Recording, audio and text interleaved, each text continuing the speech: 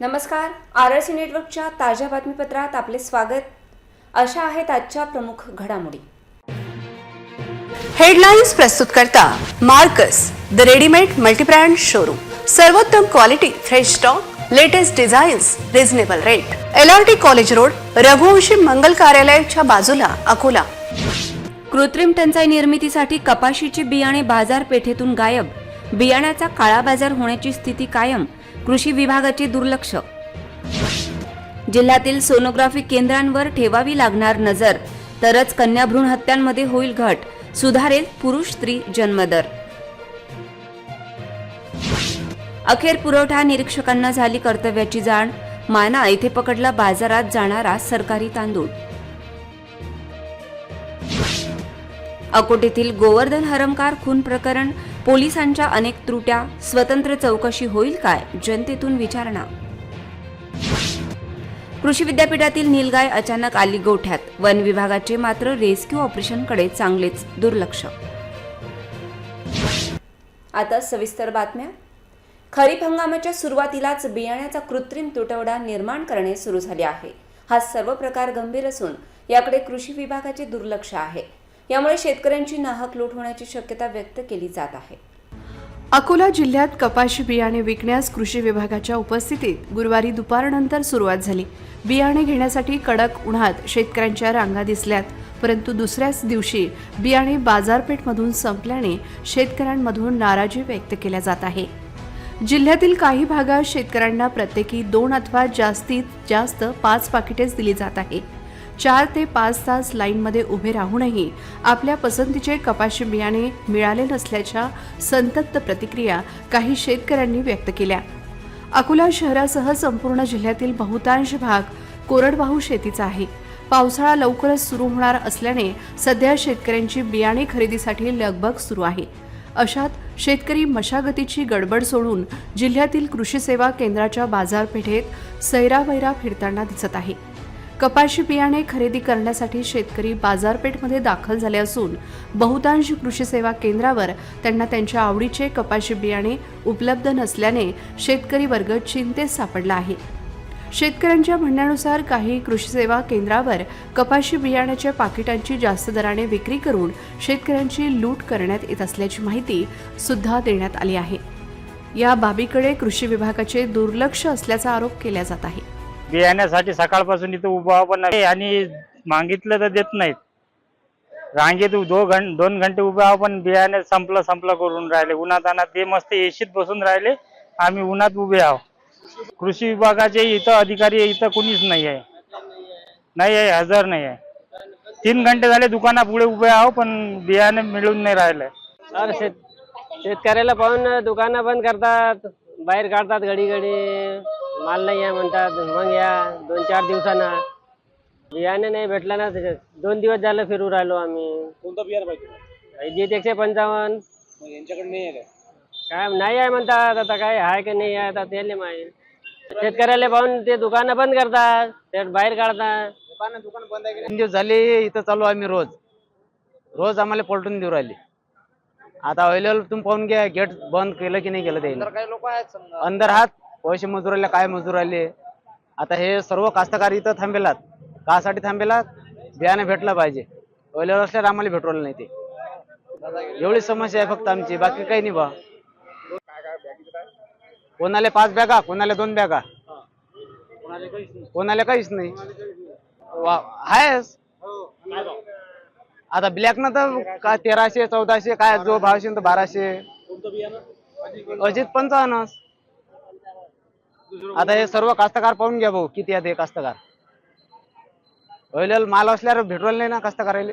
अकोला जिल्ह्यात पुरुषांच्या तुलनेत स्त्री जन्मदर 923 इतका धोकादायक स्थितीवर आला आहे. ही धोक्याची घंटा वेळीच ओळखली नाही तर सामाजिकदृष्ट्या मोठ्या अडचणी भविष्यात नव्या पिढीला भोगाव्या लागतील. जिल्हा प्रशासन, PCPNDT विभाग केवळ कागदोपत्री सोनोग्राफी सेंटर तपासणी करत असतील तर अकोला जिल्हावासियांची मोठी फसवणूक ठरणार आहे. इतकेच नव्हे तर पुरुष आणि स्त्री अर्भकांचा घटलेला जन्मदर हा सामाजिक चिंतेचा विषय ठरेल. त्याची अनेक दुष्परिणाम समाजाला भोगावे लागतील. जिल्ह्यात सरकारी 11 सोनोग्राफी केंद्र आहेत. त्यापैकी मनपा हद्दीत 4 आणि CS यांच्या देखरेखीत 7 सोनोग्राफी केंद्र आहेत.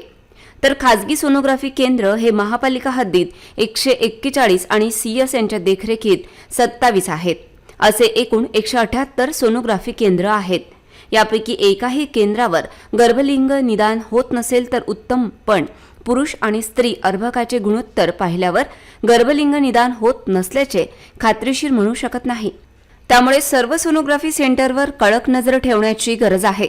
पंटर केसेस वारंवार पाठविण्याची गरज आहे. त्यांची संख्या वाढविण्याचीही गरज आहे. तालुक्यातील माणा येथील रेशनचा तांदूळ लाभार्थ्यांकडून अवैधपणे विकत घेत असताना काहींना ताब्यात घेतले. या प्रकरणात तालुका पुरवठा निरीक्षक भावना दताडे यांनी कारवाई केल्याची माहिती समोर आली आहे. माना परिसरात राशन माफिया आसिफ नामक व्यक्ती हा अनेक दिवसांपासून अवैधपणे लाभार्थ्यांकडून गहू, तांदूळ कमी भावात विकत घेऊन बाहेर जास्त भावात विकून रेशन तस्करी करत आहे. गावोगावी गाड्या फिरवून कंट्रोल दुकानच्या लाभार्थ्यांकडून अवैधपणे शेकडो क्विंटल तांदूळ जमा करून बाहेरगावी जादा भावाने विकून मलिदा जमा करण्यात मग्न होता. पंचासमक्ष पंचनामा करून 5 क्विंटल म्हणजेच 9 कट्टे तांदूळाचा माल हा शासकीय धान्य गोदाम मूर्तिजापूर येथे जमा करण्यात आला. सदर वाहन वजन काटा व चाबीसह माना पोलीस स्टेशनच्या ताब्यात देण्यात आले. तसेच संबंधित राशन तस्कर तथा वाहन मालक मोहम्मद आसिफ मोहम्मद युसुफ राहणार माना व वाहन चालक नितीन दीपक आठवले राहणार जामठी बुद्रुक यांच्यावर जीवनावश्यक वस्तू कायद्यानुसार फौजदारी गुन्हा दाखल करण्याबाबतची कार्यवाही सुरू आहे. पोलीस दलातील अनेक त्रुट्या गोवर्धन हरमकार खून प्रकरणाने बाहेर आल्या आहेत. या मूर्तिजापूर ग्रामीणमध्ये पोस्टिंग असलेला कर्मचारी हा अकोट पोलीस स्टेशन येथे कार्यरत यासह अनेक प्रश्न अनुत्तरितच आहेत. त्याचा तपास अकोला पोलीस करेल काय अशी विचारणा होत आहे. कुठल्याही संशयिताला 12 तासापेक्षा अधिक वेळ पोलिसांना ताब्यात ठेवता येत नाही. असे असताना गोवर्धनला 3 दिवस पोलिसांनी का ताब्यात ठेवले? गोवर्धनला मारहाण झाली, त्याच्या मृत्यूनंतर शवविच्छेदन करावे लागले याची तरी माहिती वरिष्ठांना होती काय? त्यांनी याविषयी कनिष्ठांना काय सूचना दिल्यात? गोवर्धन मारहाण, मृत्यू हे सर्व प्रकरण अकोट शहर पोलीस स्टेशनमध्ये झाले. गोवर्धनचा मॉर्ग दाखल करताना हेतुपुरस्सरपणे तो ग्रामीणमध्ये का दाखल केला? जानेवारीत ही घटना घडलेली असताना याविषयी अकोट शहर व अकोट ग्रामीणमध्ये झालेल्या सर्व घटनांची माहिती का दडवून ठेवण्यात आली? मूर्तिजापूर ग्रामीणचा कर्मचारी अकोट पोलीस स्टेशनमध्ये कोणाच्या आदेशान्वये कार्यरत आहे आणि का याची तर माहिती कागदोपत्री वरिष्ठांना नक्कीच असेल.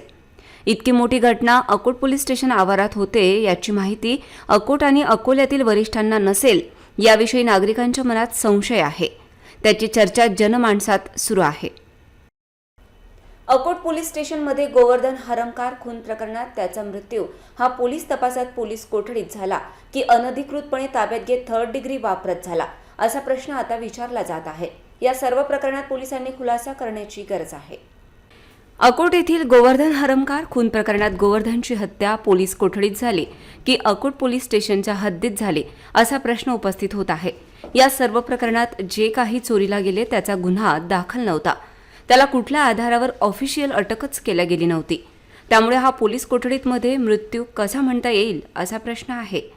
पोलीस कोठडीत मारहाणीने हा मृत्यू झाला काय असे म्हणता येईल का अशी विचारणा नागरिकांमध्ये आहे.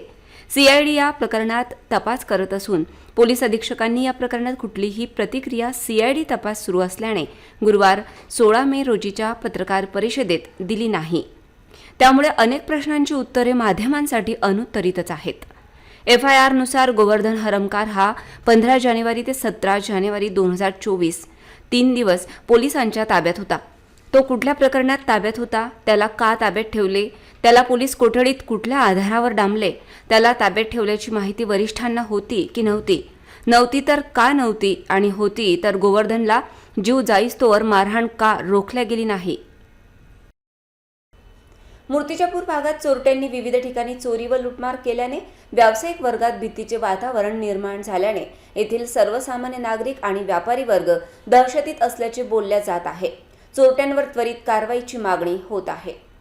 मूर्तिजापूर भागात चोरींचे दिवसेंदिवस वाढलेले प्रमाण पाहता पोलीस अधीक्षक बच्चन सिंग यांनी शहरात चोरी व लुटमार झालेल्या ठिकाणी भेट दिली. यावेळी स्थानिक गुन्हे अन्वेषण विभागाचे अधिकारी उपविभागीय पोलीस अधिकारी मनोहर दाभाडे, LCB ठाणेदार शंकर शेळके उपस्थित होते. चोरी घटनेतील आरोपी लवकरच पोलिसांच्या जाळ्यात अडकणार असल्याची माहिती दिली. जिल्हा पोलीस अधीक्षक यांनी गुप्ता वाईन शॉप येथे भेट देऊन राजेश गुप्ता यांची भेट घेऊन त्याच्याजवळील रोख रक्कम घेऊन झालेल्या घटनेची सविस्तर माहिती घेतली. तसेच येथील जागृत मारुती देवस्थानचे हनुमानाच्या चांदीचे मुकुट लंपास झालेल्या घटनास्थळी भेट दिली. अकोला जिल्ह्यात नोव्हेंबर 2023 मध्ये झालेला अवकाळी पाऊस तसेच गारपिटीमुळे शेतपिकांचे मोठे नुकसान झाले होते. याचा सर्वाधिक फटका हा बार्शीटाकळी तालुक्यातील शेतकऱ्यांना बसला होता. बार्शीटाकळी तालुक्यातील बहुतांश ग्रामीण भागात शेतकऱ्यांच्या तूर पिकाचे पंचनामे झालेच नसल्याचा धक्कादायक प्रकार समोर आला आहे. नोव्हेंबर 2023 मध्ये बार्शीटाकळी तसेच मूर्तिजापूर तालुक्यात गारपीट तसेच अवकाळी पावसामुळे फळबाग आणि शेतकऱ्यांच्या इतर शेती पिकांचे मोठे नुकसान झाले होते. याचा सर्वाधिक फटका हा शेतकऱ्यांच्या तूर पिकाला बसला. बार्शीटाकळी तालुक्यातील बहुतांश भागातील तूर ही अवकाळी पाऊस तसेच गारपिटीमुळे जमिनीवर झोपल्याचे चित्र दिसून येत होते. या प्रकाराकडे गांभीर्याने पाहत जिल्हाधिकारी यांनी नुकसानग्रस्त भागातील शेतीचे पंचनामे तात्काळ करण्याचे निर्देश तालुका स्तरावरील अधिकाऱ्यांना दिले होते. परंतु बार्शीटाकळी तालुक्यातील तूर पिकाच्या नुकसानीचे पंचनामे झाले नसल्याने या भागातील शेतकरी शासकीय मदतीपासून वंचित राहिला आहे. यापूर्वी सुद्धा सन 2018 आणि 19 मध्ये झालेल्या गारपीट तसेच अवकाळी पावसाच्या अनुदानापासून बार्शीटाकळी तालुक्यातील शेतकरी वंचित आहे. याबाबतीत ज्या अधिकाऱ्यांनी तूर पिकाच्या सर्वेक्षण तसेच पंचनामा करण्यामध्ये दिरंगाई केली अशा अधिकाऱ्यांवर तात्काळ फौजदारी कारवाई जिल्हाधिकारी यांनी करावी अशी मागणी बळीराजा करीत आहे. सदर प्रकाराबाबत कोणतीही कारवाई न झाल्यास बार्शीटाकळी तालुक्यातील शेतकरी एकत्रित येऊन आत्मदहन करतील असा इशारा यावेळी शेतकऱ्यांनी RRC न्यूजशी बोलताना दिला आहे. टाकी तालुक्यातील पाटखेड येथील शेतकरी आहे. नोव्हेंबर 2023 मध्ये अतिवृष्टीत माझ्या शेतातील तुरीचं पूर्णपणे नुकसान झालेलं आहे. परंतु शासनाने पंचनामे करण्याचे आदेश दिले, परंतु गावातील तलाठी मंडळ अधिकारी यांनी आमच्या शेतीचे नुकसानीचा पंचनामा केला नाही. माझ्या शेतीप्रमाणे संपूर्ण तालुक्यातील एकाही शेतकऱ्याचा पंचनामा केला नाही. त्यामुळे ते मदतीपासून वंचित आहे. बाजूच्या मूर्तिजापूर तालुक्यातील प्रत्येक शेतकऱ्याच्या तुरीचा पंचनामा झाला. तिथल्या शेतकऱ्याला हजारो रुपये मिळाले आणि बार्शीटाकळी तालुका मात्र तूर पिकाच्या मदतीपासून वंचित राहिला आहे. यामुळे आता मी स्वतः कर्जबाजारी झालेला आहे. माझ्यासारखे अनेक शेतकरी आहेत, त्यांना मदतीची अत्यंत आवश्यकता आहे. आता बार्शीटाकळी तालुक्यातील लोकप्रतिनिधींनी झोपेचं सोंग घेतलेलं आहे. त्यामुळे त्यांना जागे करण्याकरता लवकरच आम्ही शेतकऱ्यांच्या वतीने आत्मदहन आंदोलन सुरू करणार आहोत व त्याला सर्वश्री बार्शीटाकळी तालुक्यातील लोकप्रतिनिधी व शासन जबाबदार आहे. अकोला शहरातील रस्त्यांवर मोकाट व पाळीव जनावरे फिरत असल्याने वाहन चालकांची कोंडी होत असल्याचे दिसून येत आहे. जनावरांमुळे किरकोळ अपघात घडण्याची शक्यता नाकारता येत नाही. या धोक्याची जाणीव असतानाही महापालिकेचा कोंडवाळा विभाग निष्क्रिय असल्याचे दिसून येत आहे. भटक्या गुरांवर नियंत्रण ठेवण्यासाठी महापालिकेकडे कोंडवाळा विभाग आहे. या विभागासाठी अधिकारी आणि कर्मचाऱ्यांची नियुक्ती केलेली आहे. मोकाट कुत्री जनावरांची वाहतूक करण्यासाठी कोंडवाळा विभागाकडे वाहनही आहे. झोन निहायच्या काही भागात कोंडवाळे सुद्धा बांधण्यात आले असून तेथे वॉचमनही नेमण्यात आले. एवढे सगळे असूनही महानगरपालिकेचा कोंडवाळा विभाग मोकाट कुत्री जनावरांकडे दुर्लक्ष करीत असून त्यांना पकडण्यासाठी कोणतेही प्रयत्न करीत नसल्याचे दिसून येत आहे. महापालिकेच्या तिजोरीतून वेतन अदा करण्यात येऊनही हा विभाग केवळ कागदावरच कार्यवाही करीत असल्याचा आरोप नागरिकांकडून करण्यात येत आहे. शहरातील गांधी चौक, डाबकी रोड, टिळक रोड, बस स्थानक चौक, अशोक वाटिका ते शासकीय उद्यानाकडे जाणाऱ्या रस्त्यावर अनेक वेळा मोकाट जनावरांनी रस्त्यांवरच ठाण मांडल्याचे दिसून येत आहे. मात्र कोंडवाळा विभाग कोणतीच कार्यवाही करताना दिसत नाही. अकोला शहरातील कृषीनगरमधील लेबर कॉलनीमध्ये काल रात्री 3च्या सुमारास एक नीलगाय अचानक माणिकचंद मौर्य यांच्या गायीच्या गोठ्यात दाखल झाली. नेमकी ही नीलगाय आली तरी कशी असा प्रश्न यावेळी उपस्थित केला जात आहे. अकोला शहरालगतच्या पंजाबराव देशमुख कृषी विद्यापीठ परिसरात मोठ्या प्रमाणात नीलगायीचे कळप पाहायला मिळतात.